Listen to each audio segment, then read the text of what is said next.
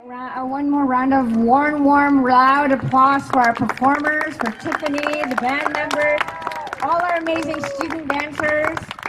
And then the posters, I want to recognize Kyla and Mizuki, who led the poster making session.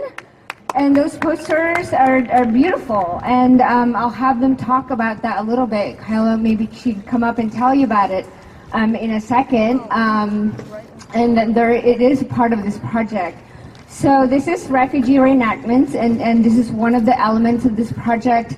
And for this, we were really thinking, it's really about recognizing UCLA's, the history of protests at UCLA, particularly one of the largest, or the largest campus college protests against the war in Southeast Asia in the 60s and 70s that happened here in this space and bled onto the Royce Hall. Like all these spaces, it was filled with over 9,000 students, and that's just official record. We know there's always more.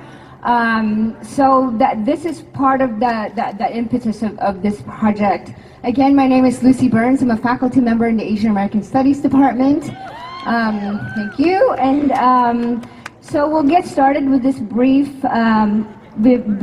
discussion. I just want to welcome our speakers, and actually they're going to be, this first round is just going to be kind of a self-introduction.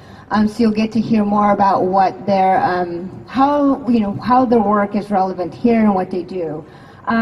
Just a little bit about me, my relationship to particularly questions around refugee experience and lives and dreams.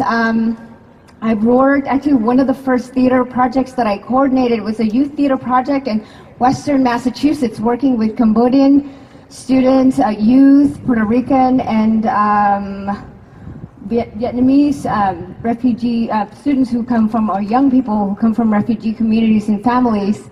And that was a 3-year youth project that I coordinated. I've also worked with Tieda Productions on their project on Refugee Nation and global taxi drivers, and I've written about the work of performance and writers like Thuy Le,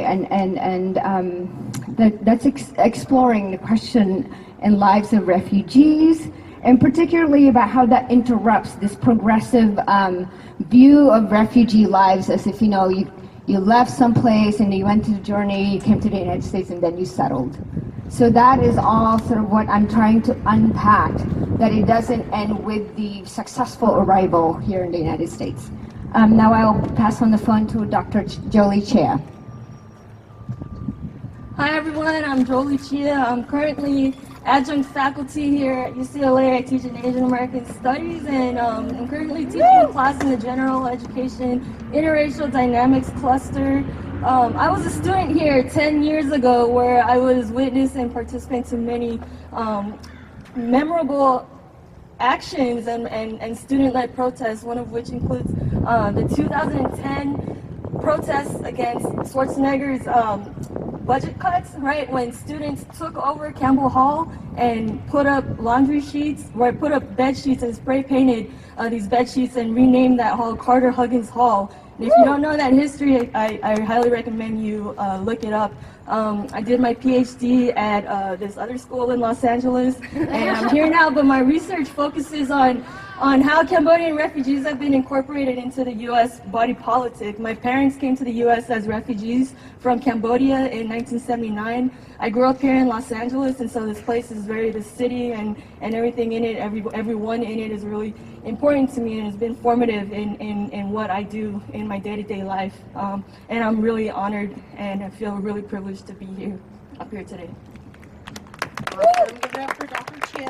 Hi everyone, my name is Tiffany Lytle. Hopefully you guys got to see the performance that I was in earlier. I am actually a double Bruin. Go Bruins! Bruins for life. I did both my undergraduate and graduate programs here in the Asian American Studies Department for my MA. So look it up.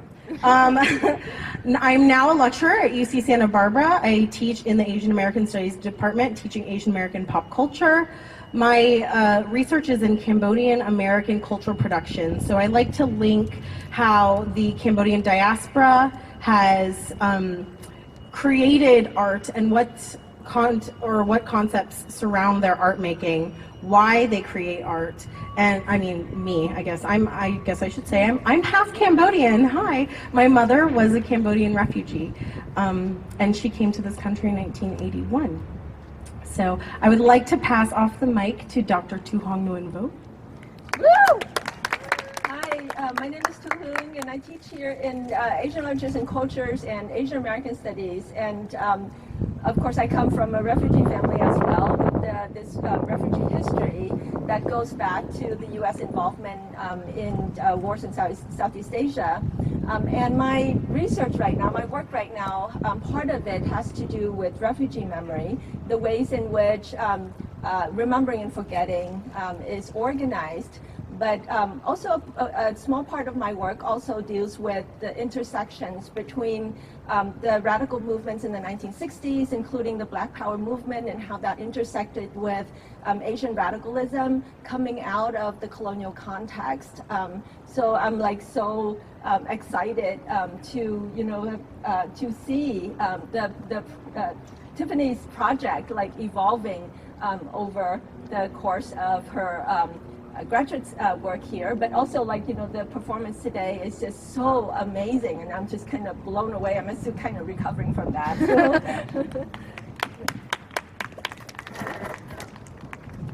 Hi everyone, my name is Leisy Abrego. I teach in the Chicana and Chicano Studies department, and I want to say that I'm so thankful to Lucy Burns for thinking of me, for thinking to include me in all of this. Our lives as faculty are so hectic that we don't ever get to enjoy so many of these really important events that happen on campus, and I am so moved by this presentation because much of the work that I do is just about documenting the fact that my people from El Salvador never even got refugee status and certainly qualified for it under legal terms and lived experiences, and that requires having to focus on the pain of it all so much. And it is incredibly beautiful and empowering to recognize the resilience and the beauty that can come from that pain. So I really want to thank you for the work that you're doing, and all of you for thinking about the connections that we all need to make, and the fact that despite all of that, we're here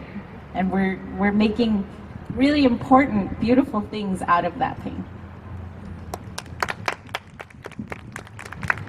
Thank you all, and thank you, Professor Abrego, for actually joining us. I know, and she mentioned it, it's just so, there's so much in demand in terms of everyone, students, faculty. So thank you for your time, and thank you for being here, and looking forward to just being, as Dr. Chea mentioned earlier, just being really a start of a conversation that we need to really have and keep having in collaborations.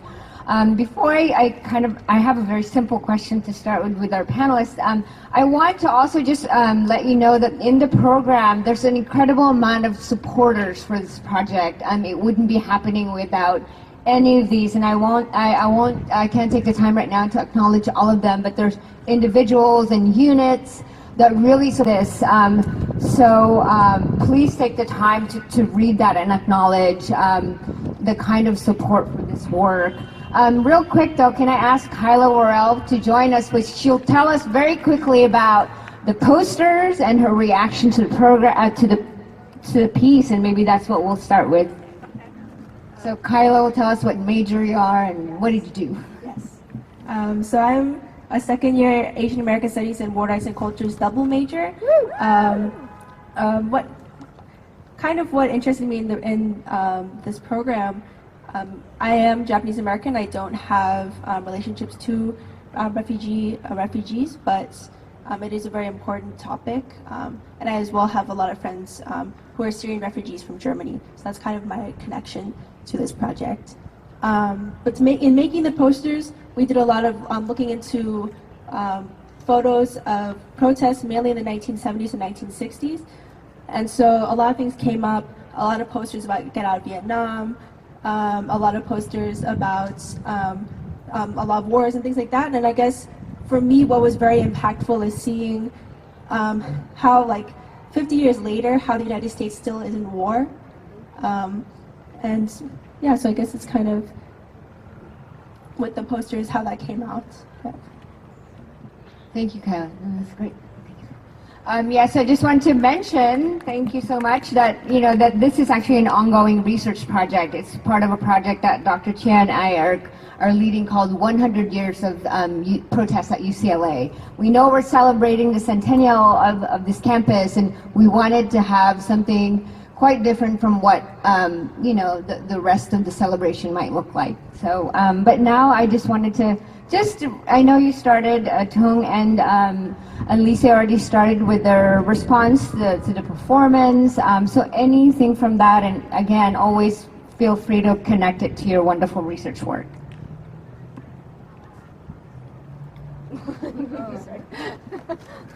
I just wanted to comment on the second song that you sang, Imagine, which I think most people, if not everyone, is familiar with, right? John Lennon sings that song. But that song also occupies like a very distinct, it has a home in my memory, because when I was growing up, there weren't a whole lot of text, either in the form of books or media or films about my family's experiences or about Cambodian refugees, right? Except for Roland Joffe's 1984 film, The Killing Fields. And I think a lot of you may have already seen it. My guess is that many of you will have already seen it, right? But if you haven't, I'll tell you a little bit about the ending. I'll spoil it for you, right? It ends with this scene in which the Cambodian figure, right, who had been left behind, who had been abandoned by the American journalist, right? He reunites with that American journalist who comes back, and they wrap their bodies in this very long embrace, right? And the American asks the Cambodian figure, "Do you forgive me?" And the Cambodian figure says, "No, nothing to forgive, nothing to forgive." And then the sun sets, right? They're on the beach, and the movie ends, right? And so you're left with this feeling, this false sense of forgiveness, right? And then John Lennon's song, Imagine, plays, and everybody feels good and fuzzy, right? But what Tiffany has done is she took that song and she sang her rendition of it, which I think was immensely powerful, right? For that performance to take place here, right? On a normal day when you walk through Dickson Court, you're just chilling with a bunch of squirrels, you know what I mean? But on May 5th, 1970, this entire campus was packed with people who were stating their opposition to the war, right? Wars that are still happening today, right? Over the weekend, Cambodians, Thai, Lao people celebrated their New Year, right? And today, April 17th, is actually the 43rd anniversary of the day that the Khmer Rouge came to power. And their rise to power was actually facilitated by the U.S.'s bombings of Cambodia, right? And so over the weekend, we heard that ICE was raiding the homes of Cambodians up in San Francisco, right? So we really are trying to question the concept and the idea of refuge in the U.S., right? So Tiffany's rendition of that song was just, it kind of had me floored, and I don't cry a lot, and that's actually a lie, because anybody that knows me knows I've been really emotional, but it floored me, right? For this person who was the daughter of Cambodian refugee, right? Cambodian child, to be here in this specific place and to sing that song and to reclaim that song and basically to extend that dialogue, right? Which is what we're all here to do, is we're here to say like, hey, we got some things to say, right? We got some things to add to the mainstream narratives, yes. So thank you for doing that work, and that this is what art does for the world, for people. Oh, thank you so much, Dr. Chea. That was, I'm gonna cry. That was everything that I was thinking when I was putting this together. I chose to do the song Imagine to reclaim it and to have a Cambodian person get to sing that song and portray it the way that they wanted to on their terms. And so that's why I chose that song.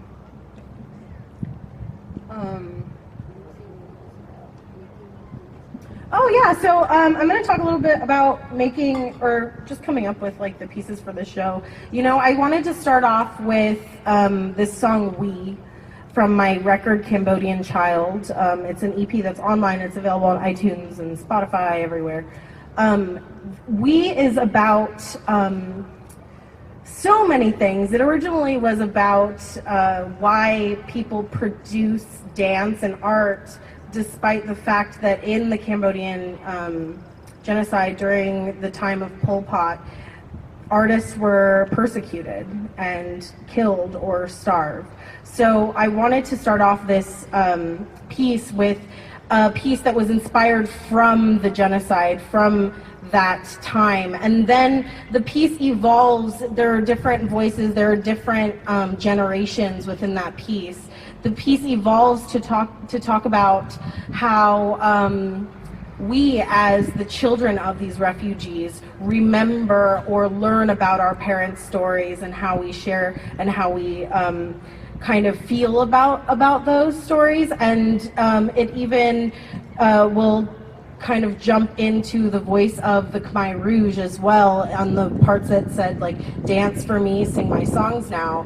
You know, that's a little bit of Cambodian music history. During that time, any music that was being produced and was being shown were created and written by King Sihanouk to be Khmer Rouge propaganda, and those were the only things that were allowed to be shown. So I explore that in We. And then from there we go into Imagine, right? This like during the war anthem for peace, and now for undocumented people as well.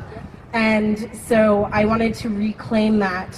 And then from Imagine, we jump into Imperial Benevolence, which is a song that's also on the EP, and that's about how these large countries, these imperial powers, actually function. They seem to call as a place that they're a place of refuge and that they will save everybody, but then once, you know, people come to the United States, they're often left without resources to take care of themselves, or, you know, they're left undocumented. So this dream that the United States is the best place to be for you to be safe is not true. And then from Imperial Benevolence, we moved into a song called Global Lives, which really was inspired by my mom's or coming to this country and her experience. You know, I was actually inspired a lot by her high school experience, about just having to persevere despite the fact that she had to go by a name that wasn't hers, and despite the fact that she had to, you know, deal with all of these acculturation issues and things like that. She continued to persevere because she had to, right? So she kept believing in her. And then the very last song was a song called For Her that comes from, it was inspired by my experience in this last political election, and it was written the day after Trump was elected, and it was just purely, it came from this place of anger, but, you know, the idea that despite all of this pain that we feel now, how do we come together to figure it out and to work through this, because we need to persevere and we need to figure out what we're going to do next. So that was how I kind of structured this show. Yeah, so I just want to I just want to pick up, you know, on where Jolie and Tiffany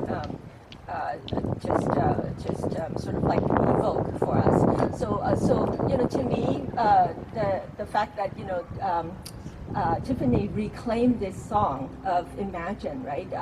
Where, you know, this imagination of the world and of the future has always been the purview of, you know, particular groups of people, particularly in the West, you know, who were centrally situated. And so the history of Southeast Asia and the intersection between the history of Southeast Asia and the U.S. has been this long history of elision, right? Ways to elide the experience of the people on the ground. So we have like the different forms of violence. There's revolutionary violence that, you know, Tiffany tries to deal with in the various songs coming out of the Khmer Rouge, but also contextualizing that kind of revolutionary violence in the colonial context, and then later in the neo-colonial, you know, American imperial context as well. So there's all of these modes of violence that try to elide the experience and the memories and the, you know, the songs and the bodies of people people that were involved, whether it is the Khmer Rouge extermination of other people or the U.S. bombing of Cambodia. But I'm also struck by the form of elision that continue to happen. One that needs to be mentioned as well when we say the Vietnam War, Cambodia is immediately elided from that conversation, and it foregrounds the experience of Vietnam and the Vietnamese. When we know that context, it was there was a connectedness to that experience and to that region, the history of the region and the context. So I also wanted to mention that. So I am just so thankful that Jolie and Tiffany have made those kinds of connection, and to think about how we also inherit. So it's not just a legacy of elision, but also of inheritance as well, and that we also inherit this history of a protest in the 1960s, and how thinking about the continuity or the legacy of the 1960s and the various protest movements, shadowing the history of the country, the nation, but also UCLA as well, gives us a chance to make visible, to make audible the bodies, the sights, the sounds, the voice, that come from refugees themselves in all of this elision. So I'm really thankful for the opportunity to hear these kinds of connections being made, and just really I'm just completely floored by the whole experience. Thank you. I want to continue on this theme of connections because as I was watching the performance and listening and just paying close attention to the lyrics and being so deeply moved by them, realizing just how similar the experiences are on some levels, right? There are so many groups of people who were violently displaced, and violence meaning lots of different sorts of things, who ended up here and in other places of imperial power, who are trying to figure out who they are because the stories have been told from the perspective of this benevolent imperial power. And in that struggle, it's so easy to forget that you're not the only ones going through it, right? I recently had a conversation with someone who's doing research on Haitian refugees. Very parallel experiences, powerfully so. The music today, I mean, everything spoke to what I hear lots of Central Americans, the second, the third generation, trying to learn about their history because it's been so deeply erased from a mainstream narrative of why we're here. So just all of this highlights for me, and I hope that students will be inspired to think about how we make these connections more explicit, and the power in seeing that these are patterns that affect different communities in very similar ways, but everything is set up to keep us apart and not recognize that we're going through very similar things. Yeah, and really quickly, I create the work that I create to help build these channels of empathy and to help build these connections and to share experiences that we can then be just viscerally connected to, and so that's why I use art as my medium to do so. Yeah.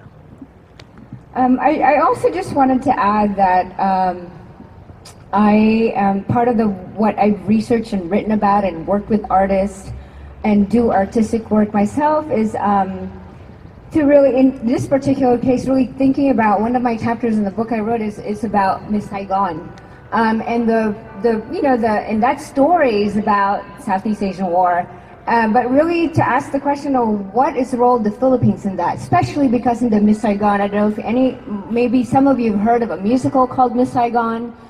It's involved many Filipinos. They have been the bodies that have had to tell those stories.